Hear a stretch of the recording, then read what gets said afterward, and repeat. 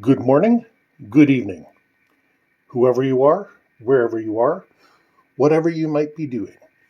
We wish to welcome you to the Silverlight Show. The Silverlight shines to illuminate that which lies hidden in darkness. For those of you tuning in today, we welcome you in. We're in a new era of combat, and everybody is just in love with these drones. We know the United States has had aerial drones for decades. Russia and China have recently deployed them. Even infantry in the field have little tiny drones that they can set up and fly. And they're made so easy to pilot that an infantryman who specializes in ground combat can still use them to their advantage. These things are hailed as a modern miracle. And yes, they are. I would agree they have significant advantages.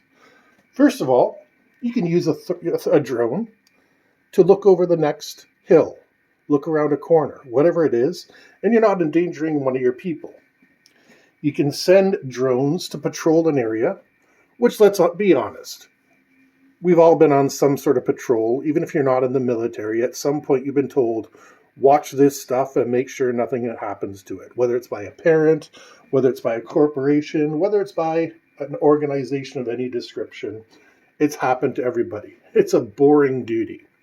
So if you can let, a drone do it and just have motion sensors or radar, whatever, tip you off that something's approaching, you can be sitting there and drinking your coffee and having a chat. Oh, I got an alert. Hang on a second. I got to check it out. It makes life easier. But my question is, we're also in the year 2022. It's a very different landscape than it was even in 1990 and 2000 or 2010. While human intelligence is still a thing, there's also cyber intelligence. And all these drones are open to being hacked. I'll admit, military encryption, they keep secrets that the rest of us wish that we knew, because you don't want to send a nuclear bomb up in a drone and have the possibility that some wiseacre is going to get in there and redirect the thing to drop it somewhere else. You would assume that a military would have some sort of fail-safe on that, but they've never talked about that. Then again, maybe they're omitting it on purpose because it's easier to not tell people than try to justify why you did something. That isn't what concerns me. In Ukraine, recently, the Ukrainian soldiers were able to catfish some of the Russian soldiers who revealed where they were, where their base was. My best friend and I were kind of joking about it the other day where, you got a beautiful Ukrainian girl and she's cyber chatting with her Russian, quote, boyfriend, end quote. And the Russian boyfriend says, oh my God, that was really close. And the Ukrainian girlfriend says, about how close? In what direction? Hey, Charlie, sight's another 20 degrees this way. How was that, dear? It was just a little sick humor that we were taking pleasure in. But it's an unexplored tactic. You see, all these drones... Oh, and Turkey also just released new drone ships that they were going to go out and perform electronic warfare, which I think is actually really smart. I just needed to say that first. But all these drones, leaving aside the Terminator comparisons, which everybody's already done, but what I'm saying is these drones ultimately report to a person, be it their pilot, be it a commander, whatever the case might be. It still has a human element of failure in the system.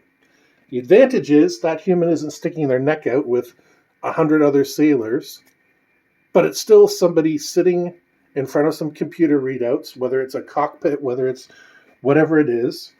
I remember it used to be a bunch of trailers, little black trailers in the desert, I'm sure with air conditioning and coffee and everything that somebody might like, washrooms. But the fact is, We are doing the exact same things that cost everybody in the world wars. We're centralizing. Well, we know decentralized command works.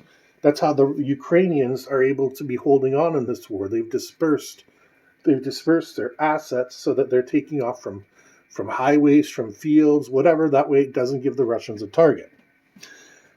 Vietnam, they dispersed their assets because the Americans would bomb the hell out of anything that they had. Iran, Afghanistan, same basic thing. The old bad guys were able to hold on to their stuff just by making sure it wasn't an obvious target that the extensive satellite systems can light up and tell you where they are. So we come to these operators. Now, I'm sure they're 99% loyal, maybe one or two of them. This is my job, at least that way I don't have to sit in the field, drink water from a canteen, and light a fire to heat up my rations. You're going to get that in any job. They take the best thing that's available for them. And I don't have a problem with that. But those are the people that become a security risk. Now, I receive at least a couple phone calls a day for the various scams that I wonder how people actually fall for. There's the Chinese scam. I say it's a Chinese scam because I know they're speaking Chinese, but I do not speak Chinese. I know it's Chinese because I dated a Chinese lady, so I know the difference in sound between Chinese, Japanese, Korean, etc. But this person is going on, it's a 1-minute speech, and the second you push to talk to somebody, it hangs up on you because they're English. They don't want to talk to you. I had people yesterday masquerading as Rogers offering a new subscription package. Well, first of all, I don't go with Rogers. Secondly, I don't appreciate being lied to because these are people with obvious heavy accents. One of them claimed he was named Adam, and one of them claimed he was named Kevin. I got no problem with names. Like, I've worked for 2 decades plus with literal immigrants. They came from another country. Some of them, they spoke English to varying degrees, but they are always proud to tell me their name. I mean, some of the names are not really complimentary, like Sukdeep and Arshdeep. While in their own language, these are honorable names. In English, it's not really quite so bad. And Arsh would just say, call me Arsh. Okay, I'm cool with that. Sukdeep would say, no, I want to be called Sukdeep. Okay, whatever you like, I'm cool with it. But don't lie and patronize me. Secondly, I worked at a call center many years ago, and I know it's not Rogers calling me. They're calling on behalf of Rogers. There's a big difference between those words. I can call on behalf of anybody except myself. And these people are using a subtle little tactic to force people into picking up a new package. Fortunately, I'm not on the market for anything from Rogers. There's the one where you have the parcel stuck at the border and it's being investigated for drugs. And I call that one out every single time because I know where each and every one of the shipments coming to me is. But these scams are successful because they do get people. They do get somebody who says, ooh, yes, I would love that. Ooh, yes, that sounds fantastic. Oh, no, please don't come and arrest me, etc., etc. It's like direct message on Facebook. I've gotten much better at spotting who the catfish are on Facebook, but they bomb my author's page left, right, and center. It's ridiculous. It's like, hello, dear, how are you? I don't know who you are. So I just hit them with the block button. But like I said, the important thing is these scams work because people respond to them. You know how your female friends are complaining because guys are being too forward with them, or worse, sending them, quote, Richard, end quote, pics. Yeah, Richard pics. I think you know where I'm going with that one. And it's the same thing. They wouldn't do it if it wasn't successful. If I send my book to people and they're not readers, it doesn't matter how many times I send it, it's not going to be successful. I'm going to say, this is a waste of my time. I need to do something better to market myself. Well, if that's just the social engineering attacks and not the hacking attacks, how vulnerable are these people? And again, I've been on the front line. I've been lonely. I've experienced human emotions. And some of them might just decide to play.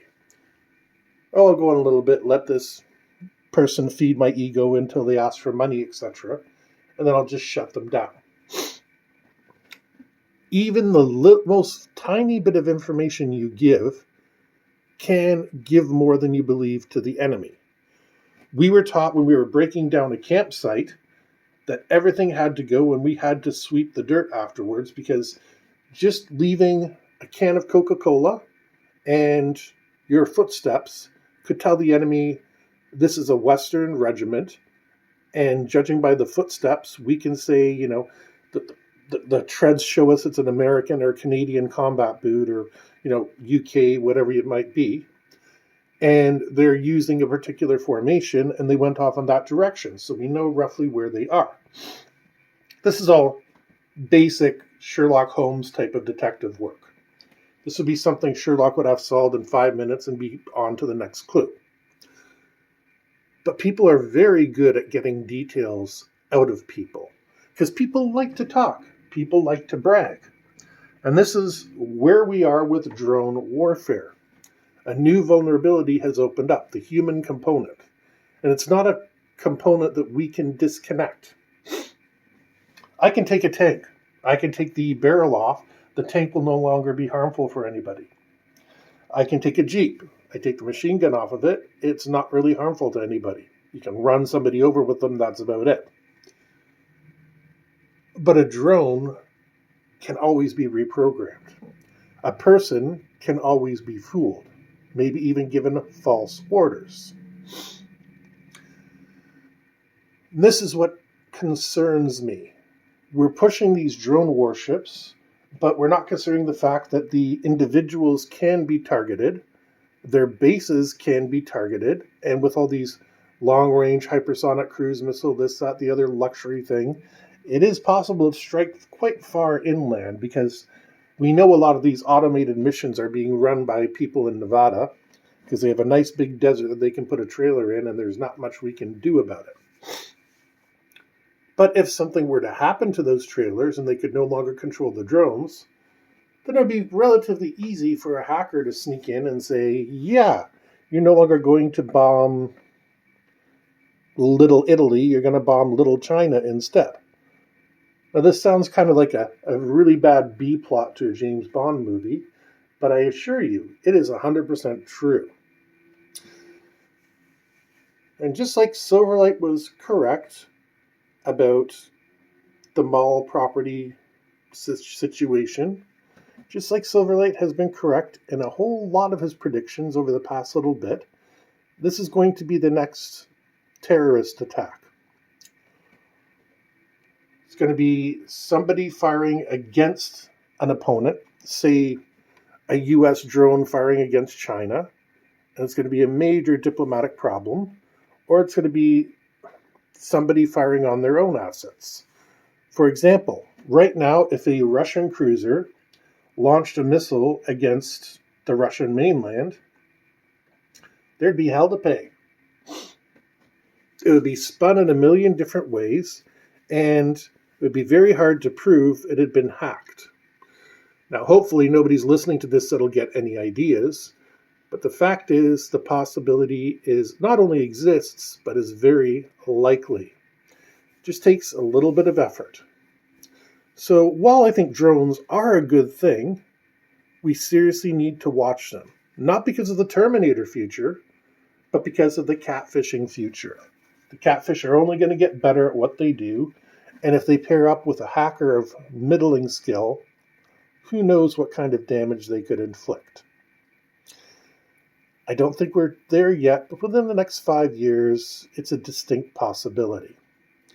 I mean, soldiers defect for money all the time. That's just money. Imagine the idea of someone who loves you and all the other things catfish promise.